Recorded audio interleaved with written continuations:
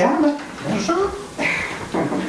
Bonjour à ceux qui vont écouter cette parole et qui vont en prendre tout le fruit bien pressé, tout le jus extrait. Hein.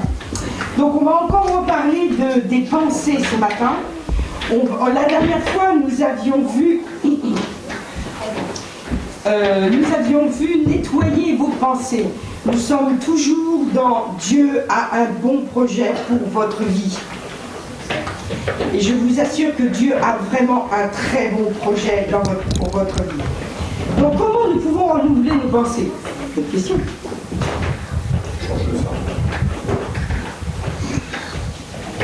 Changer de cerveau. J'ai une bonne histoire à propos de ça, mais bon, ça sera pour une fois. Comment on peut renouveler nos pensées? Eh bien, la première chose, en lisant la Bible, évidemment. Ça, il n'y a pas photo. Hein, en lisant la Bible, mais pas seulement en la lisant, en appliquant aussi, en vivant la vie de Christ. Vous savez très bien que vivre la vie de Christ, ce n'est pas venir à l'église le dimanche, c'est pas donner ses dîmes et ses offrandes, ce n'est pas louer Dieu, enfin chanter des beaux chants. Non, la vie de Christ, le christianisme, voilà, c'est un style de vie. On ne sépare pas le spirituel de la vie de tous les jours, du quotidien. Voilà. C'est une vie qu'on construit. Hein. Nous ne sommes pas spirituels parce qu'on écoute des vidéos, parce qu'on regarde tous les jours enseignement.com, les vidéos du jour et tout ça. Non, on n'est pas spirituel parce qu'on fait ça, ou parce qu'on lit des livres, ou parce qu'on achète des vidéos. Non, pas du tout. Nous sommes spirituels quand nous vivons la vie ordinaire selon Christ. C'est ça, être spirituel. Il y en a beaucoup qui pensent qu'être spirituel, c'est planer un peu. Hein. Ça y est, je sens la présence de Dieu. C'est ça, spirituel. Non, parce que je passe... parce que je jeûne, parce que je prie, c'est ça spirituel. Non, pas du tout. Un petit retour en arrière, mon petit témoignage. Ça fait 27 ans. Oui, ça fait 27 ans que j'ai donné ma vie au Seigneur. Complètement. À l'époque, ma vie, c'était un désastre. Comme on se le dit régulièrement, si je n'avais pas donné ma vie au Seigneur, il y a de grandes chances que je sois dans une boîte avec 6 planches. C'est vrai, j'étais chrétienne, je suis devenue chrétienne, j'étais régénérée, et pourtant, ma vie, elle n'a pas changé comme ça. Tous ceux qui ont donné leur vie au Seigneur et qui pensent que leur vie va changer du jour au lendemain, ils se trompent. L'amour, l'évangile bisounours, il faut arrêter. Il faut arrêter. C'est pas ça l'évangile. L'évangile, c'est vraiment donner sa vie, soumettre sa vie entièrement. Pourtant, à l'époque, je suis devenue rapidement responsable de cellule, de maison. J'ai épousé mon mari en 93, un mari chrétien, et je me suis dit, waouh, j'ai vécu une vie maintenant un long fleuve tranquille.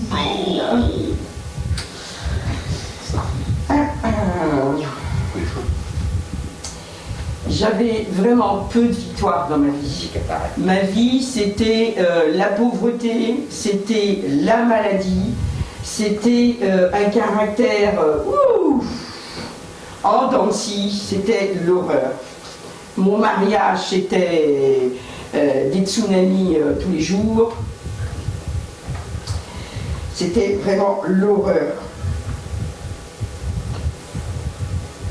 Je ne voyais pas ce Dieu de puissance. Et j'ai crié à Dieu, et j'ai crié à Dieu, et j'ai crié à Dieu. Et rien ne se passait. Et puis, un jour, l'Esprit m'a poussé à aller à Bordeaux, dans ce fameux séminaire en 2001, où là, tout a été bouleversé. Dieu a fait que ce jour-là, j'entende des choses qui me paraissaient pas bibliques au début, mais appuyé sur la parole de Dieu, je me suis dit, attention, là il y a quelque chose. Et j'ai reçu, et j'ai reçu, et j'ai reçu. Et là ma vie a été bouleversée. Pourquoi? Parce que j'ai accepté que mes pensées soient renouvelées. J'ai accepté, preuve à l'appui, évidemment, dans la parole de Dieu, que la Bible n'était pas ce que je croyais, que la vie en Dieu n'était pas ce que je croyais. Ma vie a été complètement bouleversée. Alors évidemment, après, ça n'a pas plu à tout le monde. Il y a eu des bouleversements, il y a eu pas mal de choses, on a perdu pas mal d'amis. Et puis on allait un peu d'église en église, on n'était plus du tout utilisé. Ça a été vraiment la cata. Mais il y a une chose que le Seigneur m'avait appelé à faire, c'était à enseigner. Et ça, personne ne pouvait me l'enlever. Moi je vous dis, approchez-vous de Dieu. Approchez-vous vraiment de Dieu et il va bouleverser votre vie. Allez vraiment beaucoup plus loin. Si vous croyez que vous êtes approché de Dieu, vous ne l'avez encore pas fait. Parce qu'il y a vraiment une démarche qui va encore plus loin. Pourquoi je vous dis ça? Dans 1 Corinthiens 1. Dans 1 Corinthiens 1, versets 27 à 29. 1 Corinthiens 1, versets 27 à 29. Dieu aime choisir les choses ordinaires que le monde regarde comme ordinaires et impures. Il veut s'en servir pour faire des choses importantes. On a besoin vraiment de renouveler notre pensée là-dessus. Si vous croyez que vous n'êtes rien, que vous ne savez rien faire, que vous n'avez rien, bienvenue au club, mais surtout vous n'êtes pas dans la pensée de Dieu. Vous n'êtes pas du tout dans la pensée de Dieu. Dieu dit, mais Dieu a choisi les choses folles. Dans la version PDV, il est parole de vie, il nous dit ce qui semble fou du monde pour confondre les sages. Dieu a choisi les choses faibles du monde pour confondre les fortes. Et Dieu a choisi les choses viles du monde et celles qu'on méprise, celles qui ne sont point, donc celles qui sont petites dans notre version, pour réduire à néant celles qui sont, afin que nulle chair ne se glorifie devant Dieu. Vous êtes des choses faibles.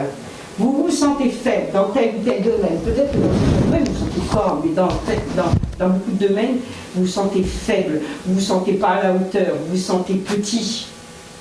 Vous n'avez pas l'impression que vous pouvez mettre à disposition ce que Dieu vous a donné. Dieu vous dit, moi je prends ces choses-là pour montrer au monde. C'est pas pour vous montrer vous-même, pour montrer au monde. Pour montrer au monde que vous êtes vraiment important pour moi, que vous êtes précieux à mes yeux. C'est beau ça, hein? Amen. Amen. Amen. Moi j'étais une chose faible, une chose folle. Alors, pour être folle, ça fait rire mon mari. Ah bah oui. Parce que c'est vrai. Dieu m'a pris il y a 27 ans, ok, hein, lors d'une réunion. Il m'a pris, mais c'est pas à ce moment-là qu'il a changé, que je me suis laissé transformer. Parce que c'est notre part, c'est notre part. Il faut se laisser transformer par la parole de Dieu. On peut lire et relire la parole de Dieu et ne pas se laisser transformer, faire un blocage. Nous devons vraiment nous laisser transformer. Aujourd'hui, je suis en bonne santé, gloire à Dieu. Marie, il a un très bon travail. Super. Mes enfants aussi sont en bonne santé. Et j'en ai même un qui est sauvé. Merci Seigneur. Le mariage, le ministère, c'est tout va en prospérant et je vois de plus en plus les prières se réaliser. J'ai l'impression que j'ai juste à dire les choses et les choses arrivent. C'est ce qui est écrit dans la parole de Dieu. Il m'a prise, il m'a utilisée parce que je me suis laissée transformer. Je ne sais pas si vous vous souvenez de ce verset que nous avions vu tout au début dans Romains 12, 2. Dans Romains 12, 2, il est dit « Ne vous conformez pas au siècle présent, mais soyez transformés par le renouvellement de l'intelligence, afin que vous discerniez quelle est la volonté de Dieu, ce qui est bon, agréable et parfait. » On a besoin de se laisser vraiment transformer et de discerner quelle est la volonté de Dieu. Alors, dans la version Parole de vie, c'était « Ne suivez pas les coutumes du monde où nous vivons, mais laissez Dieu vous transformer en vous donnant une intelligence nouvelle. » Nous avons besoin d'avoir une intelligence nouvelle. Pas l'intelligence que nous avons, mais vraiment nous laisser vraiment transformer et d'accepter cette intelligence nouvelle. Parce que Dieu dit qu'il a des projets de bonheur pour nous, des beaux projets, des beaux plans.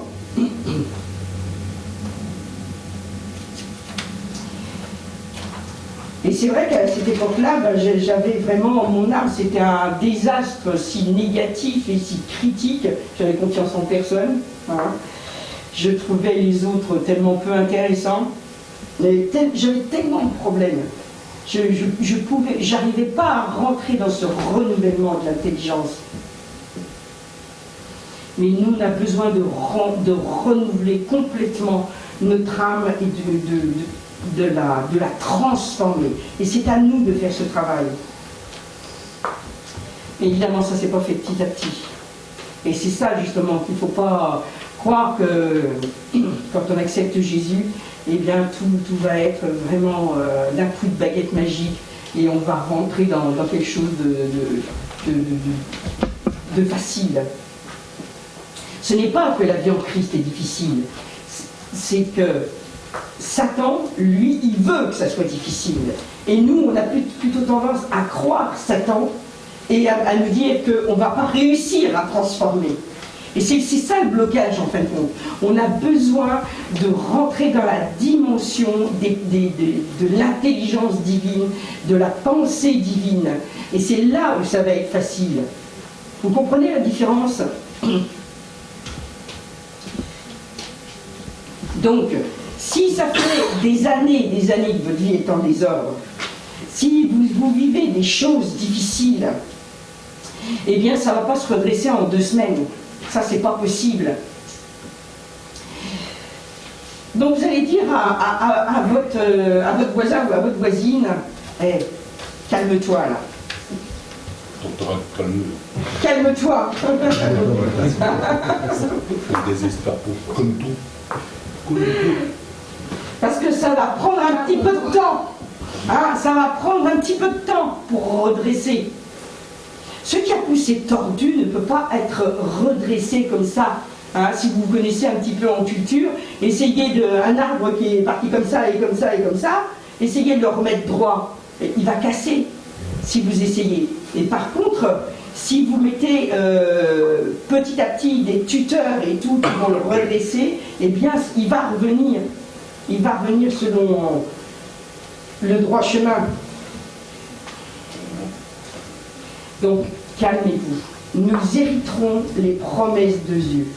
Non seulement par la foi, mais aussi par la patience. Ça, c'est dans Hébreu. Ça, je ne vous donne pas de chapitre. Lisez Hébreu. Hébreu, c'est le livre de la foi. Nous devons vraiment être patients avec Dieu pour qu'il puisse bien travailler en nous. Autrement, il nous casserait.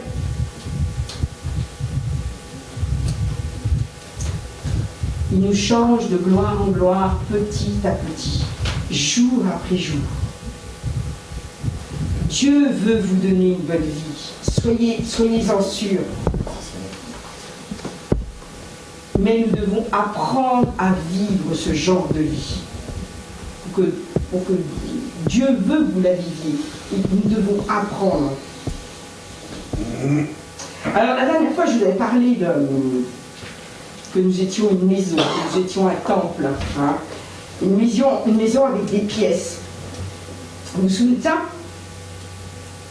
Et il y en a quand ils regardent leur vie, ils se disent oh là.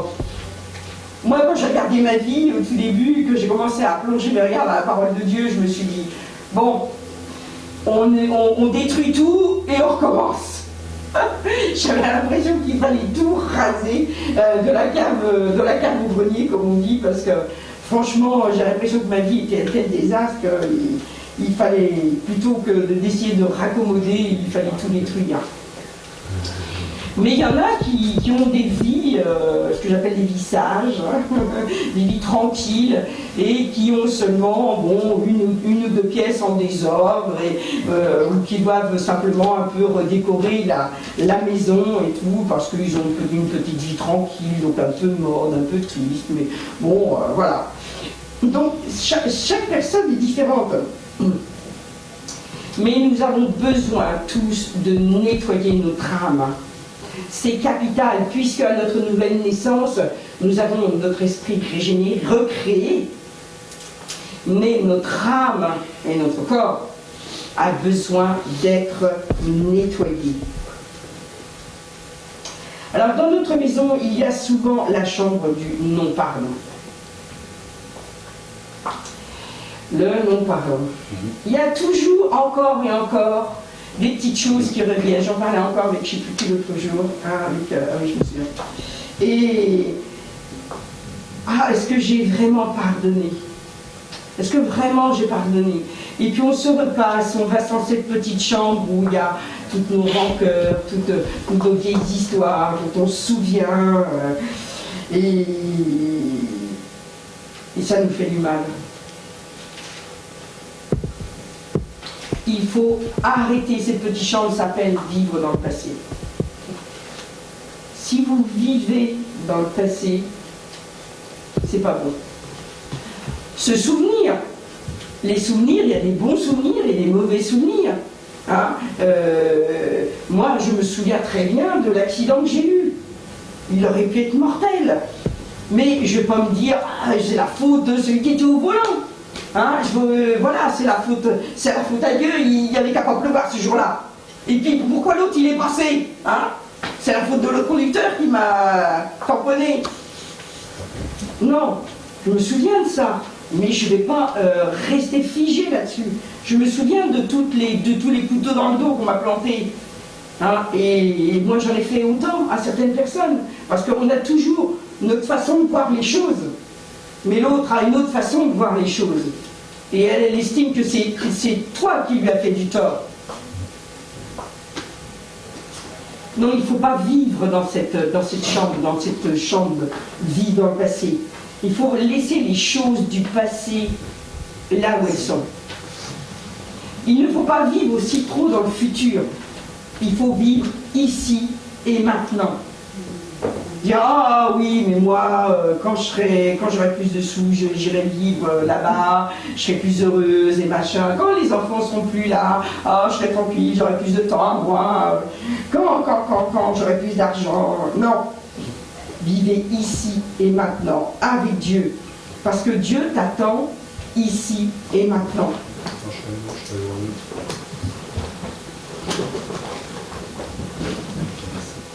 Alors il y a une autre chambre dont je veux surtout vous parler ce matin. Ça, vit dans le passé, ça va, hein? Allez, hop, il va aller. Il y a une autre chambre. Je n'ai rien et je ne peux rien faire. Ah, celle-là. Je suis nulle. C'est l'endroit où on y va, pour certains, plusieurs fois par jour. Je n'ai rien. Qu'est-ce que vous voulez que je fasse? Je suis qu'une femme au foyer, je suis qu'un comptable, je suis qu'un ouvrier. Au passage, Jésus, il était quoi? Charpentier. Charpentier. Pierre, il était quoi? Pêcheur. Pêcheur. Matthieu, il était quoi? Percepteur. C'était pas une grande place, hein, c'était pas... Non. Luc était médecin, ok. Mais la plupart des disciples étaient quoi? Des pêcheurs. Vous faisiez quoi quand Dieu vous appelait? Oh, une grande chose magnifique, exceptionnelle.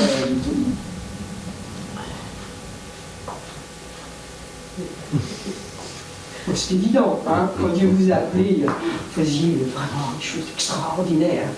Non, Dieu a été vous chercher là, hein, là où vous étiez dans la boue. Hein. Je ne peux pas dire autre chose. Ah, si, non, Dieu, il est content de vous appeler là où vous êtes. Et aujourd'hui, là où vous êtes, il est heureux de venir vous appeler à son service. Arrêtez de chercher quelques grands dons spirituels, mais prenez votre don. Écoutez bien ça. Prenez votre don, prenez vos dons et rendez-les spirituels. C'est mieux ça. Hein? Vous avez tous des dons. Rendez ces dons spirituels. Vous savez, ce que vous pouvez faire, c'est aussi important que ce que je fais là en ce moment. Vous enseigner. Ce que Dieu vous appelle à faire est aussi important que ce que font les grands prédicateurs. Il faut des Joyce Meyer, il faut des Bénigne, il faut des Olivier de Rhin. Oui, il en faut. Mais il faut de tout pour faire un monde, comme on dit si bien. Peut-être que vous ne serez jamais devant un public, mais ce n'est pas important d'être devant un public. Ce qui est important, c'est de faire ce que Dieu vous demande de faire. Alors, je vais vous donner une petite phrase. Voyons ces petites phrases ensemble. Je suis qu'un, mais je suis un. Je ne peux pas tout faire, mais je peux faire quelque chose. Je commence. Je suis qu'un, mais je suis un. Je ne peux pas tout faire, mais je peux faire quelque chose. Ce que je peux faire, je dois le faire. Ce que je peux faire, je dois le faire. Et par la grâce de Dieu, je vais le faire. Amen. Amen. Même si vous êtes tout seul, vous avez Dieu en vous et vous avez tout en vous. Vous n'avez pas besoin d'être plusieurs pour faire quelque chose. Ce que Dieu a mis en vous, c'est pour lui. Hein, vous connaissez ce verset.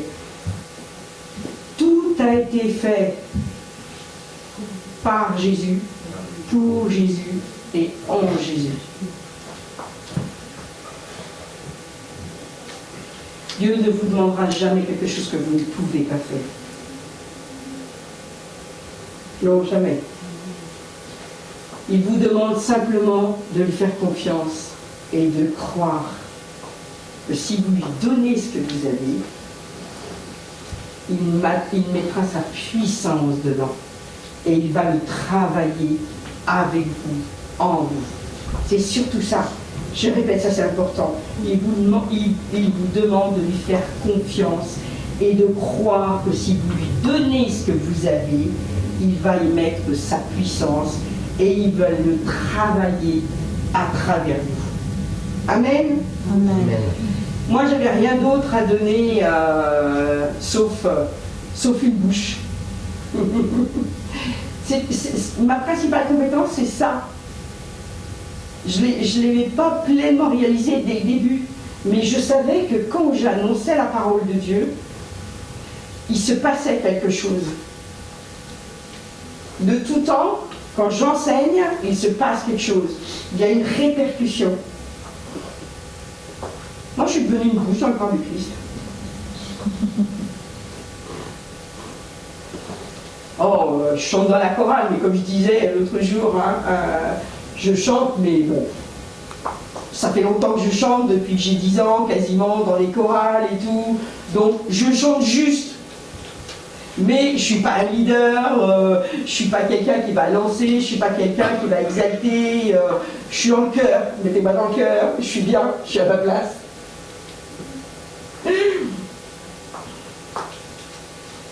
Il faut bien connaître sa place. C'est important, c'est là où on travaille. Et on a besoin, dans une chorale, je suis désolée, on a besoin de leaders et on a besoin du cœur.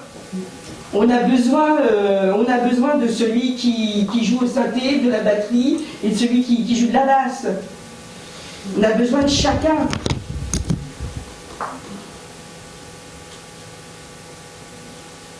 Au début, évidemment, c'était pas comme ça. Je savais que j'étais une enseignante, parce que c'est mon métier aussi, enfin, je l'ai appris, je suis formatrice, mais j'avais pas la même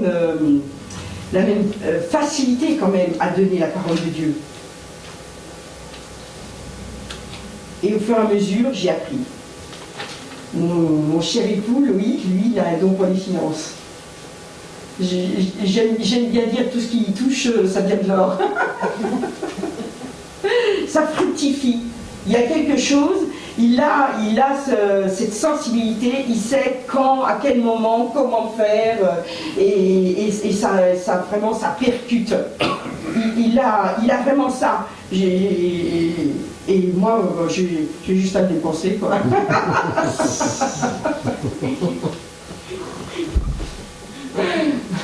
Non, parce que j'ai toujours été une très bonne gestionnaire et donc j'ai toujours su bien gérer mon budget et ceux qui me connaissent depuis longtemps savent très très bien, au contraire, j'ai toujours été très économe et j'ai toujours su avoir une très très bonne gestion.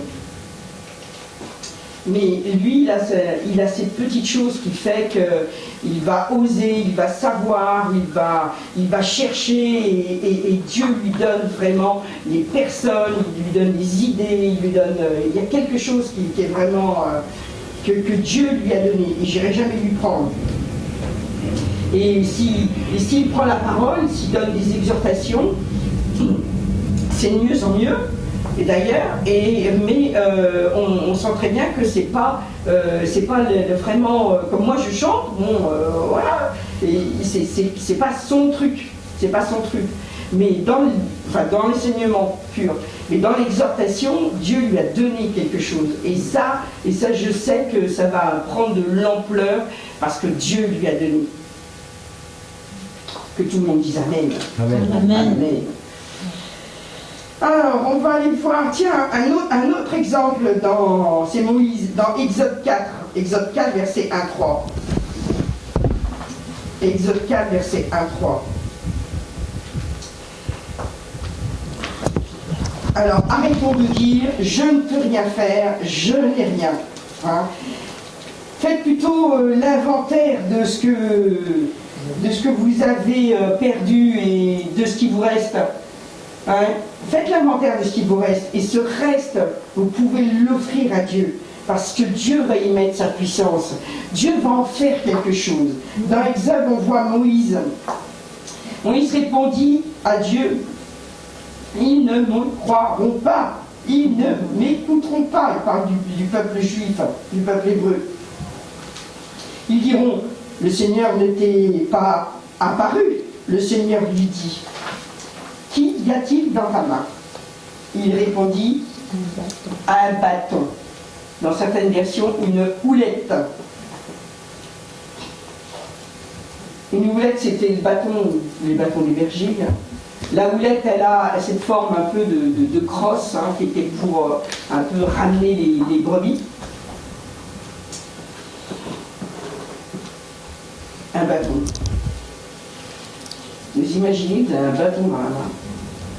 Et Moïse il dit, mais ils vont pas me croire, attends, mais qu'est-ce que je vais pouvoir...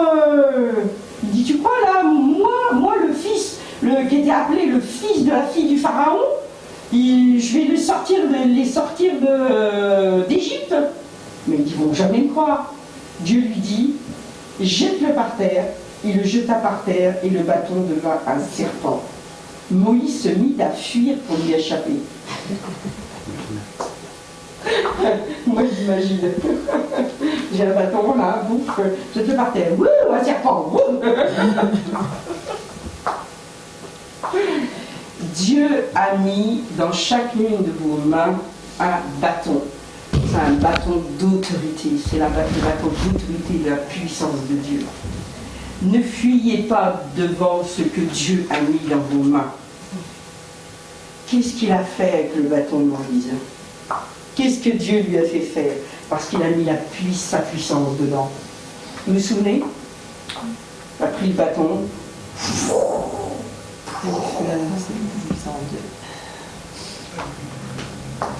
Voilà ce que Dieu donne. Ne dis pas je n'ai rien, je ne suis rien. Qu'est-ce que Dieu a mis dans ta main? Un bâton, c'est pour s'appuyer dessus. C'est comme une canne aussi. Tu t'appuies dessus. Si vous êtes des marcheurs, si vous faites des longues randonnées, vous voyez, hein, ils ont des bâtons pour marcher. Ça aide à la marche. Si tu veux marcher avec Dieu, appuie-toi sur Dieu. Et dis-toi bien que le bâton qu'il t'a donné, c'est vraiment un bâton de puissance. Ça paraît rien, un simple bout de bois, et pourtant ce bout de bois, c'est lui qui te l'a donné. Et c'est lui qui va le transformer. Tes dons, tu as l'impression que c'est rien? C'est pas rien. Parce que c'est Dieu qui te les a donnés. Tu es né avec des dons, des talents, si tu préfères, des compétences, des capacités, peu importe comment tu l'appelles. C'est pour le redonner à l'œuvre de Dieu. Je ne dis pas pour le redonner dans l'église, je dis à l'œuvre de Dieu. Ça servira pour le royaume. Moïse n'y croyait pas qu'avec ce bâton, le peuple hébreu allait le croire ici, parce qu'il y avait vraiment de la puissance. Dieu s'est servi d'une petite chose minable, d'une petite chose ordinaire, pour faire de très grandes choses. Dieu peut se servir de toi, si tu te laisses renouveler dans tes pensées.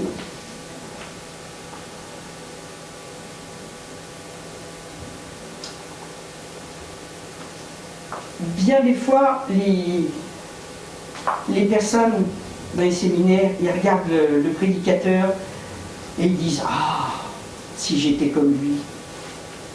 Ah, si j'étais comme elle. » Bon, c'est vrai que quand je regarde les vidéos de Joyce Meyer, je me dis « Waouh, quelle facilité elle a de parler.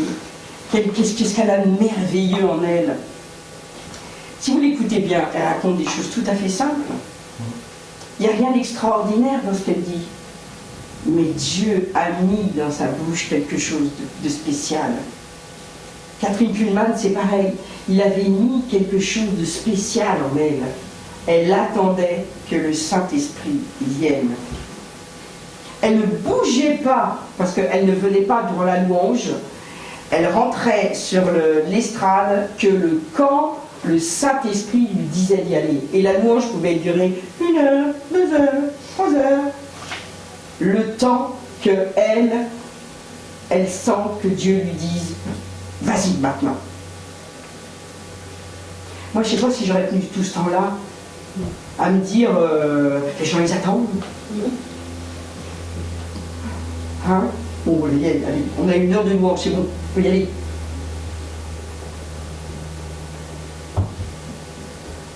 Ils ont tous fait des choses peu ordinaires. Mais si Dieu veut que tu sois béni ou une Joyce Meyer, eh bien Dieu le fera en toi.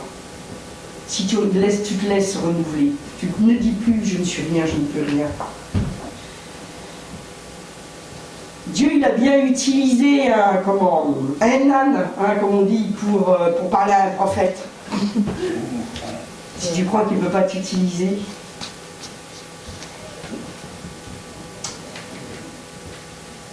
On va voir ce passage dans Marc 6, versets 34 à 37. Marc 6, versets 34 à 37. Là, on voit un autre passage où les disciples, ils n'étaient pas encore renouvelés, hein. Ils étaient avec Jésus, Marc 6, quand il descendit du bateau, il vit une grande foule, Jésus. Il en fut ému.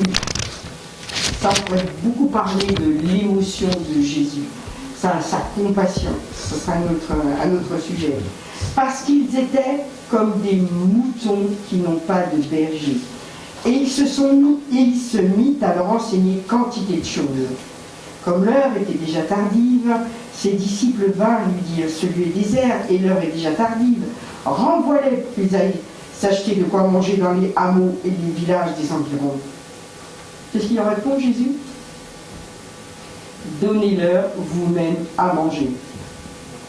Ils lui disent, irons-nous acheter 200 deniers de pain pour leur donner à manger?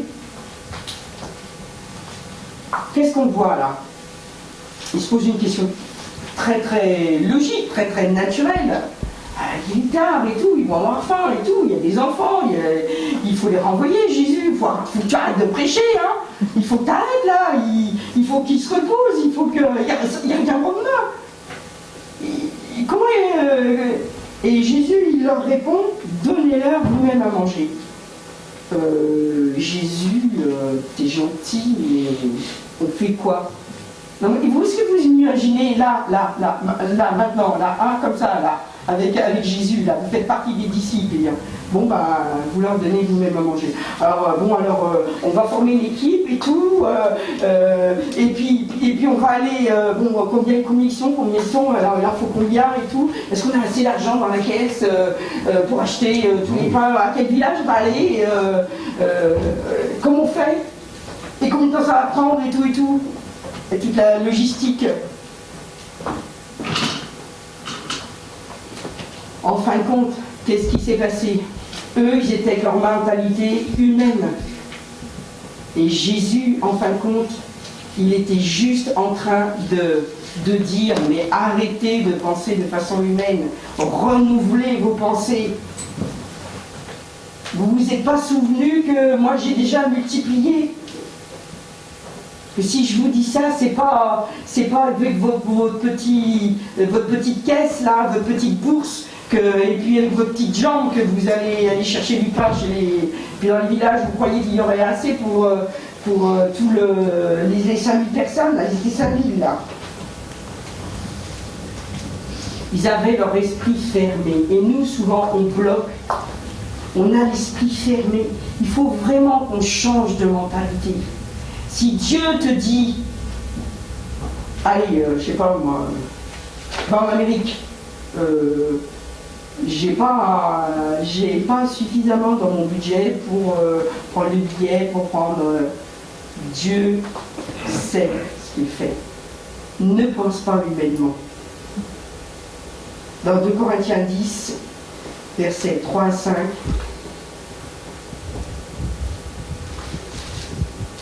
2 Corinthiens 10, versets 3 à 5, si nous marchons dans la chair, nous ne combattons pas selon la chair, car les armes avec lesquelles nous combattons ne sont pas charnelles, mais elles sont puissantes par la vertu de Dieu pour renverser des forteresses.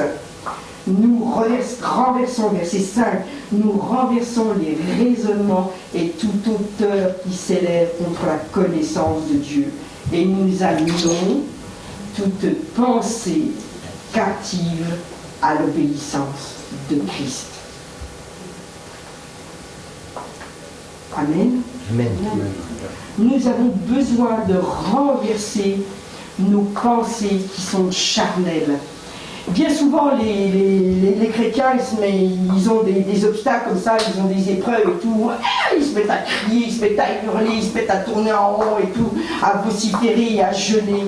Alors que, simplement, ils doivent amener leurs pensées à Christ et renverser les forteresses des raisonnements humains. Donc en conclusion, je vais terminer sur ce verset. Vraiment, vous avez besoin d'être renouvelé dans vos pensées. Si vous croyez qu'une chose est impossible, humainement parlant, dites-vous bien que ce qui est placé devant vous, c'est au contraire pour glorifier glorifier Dieu dans votre vie. C'est pour que vraiment sa gloire resplendisse. Prenez l'épreuve, les circonstances vraiment complètement à l'envers en vous disant Alléluia! Gloire à Dieu, Dieu va être manifesté. Amen. Amen. Renversons, je vais vous relire. Hein.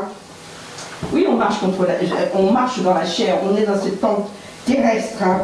Nous ne combattons pas selon la chair, car les armes avec lesquelles nous combattons ne sont pas charnelles. Utilisez votre intelligence divine, hein, mais elles sont puissantes. Oui, elles sont puissantes. Comme le bâton de Moïse était puissant pour ouvrir la mer Rouge, eh bien, vos armes sont puissantes. Vos armes, hein, pour renverser vos forteresses humaines, vos forteresses charnelles. Donc c'est à nous de les renverser. Hein. Dieu ne va pas les renverser pour vous. Il y en a beaucoup qui disent ah ben oui mais j'ai ça Seigneur, fais que ça parte, que ça soit éliminé, que cette personne ne m'embête plus. Non. Nous renversons les raisonnements et toute hauteur qui s'élève contre la connaissance de Dieu. Et nous amenons toute pensée captive à l'obéissance de Christ. Amen. Amen. Merci Seigneur. C'est en silence que j'entends la beauté de ta voix. C'est à genoux que je comprends tout le sens de la croix. Mon Dieu reste vivant, son regard est sur moi. Je ne crains rien.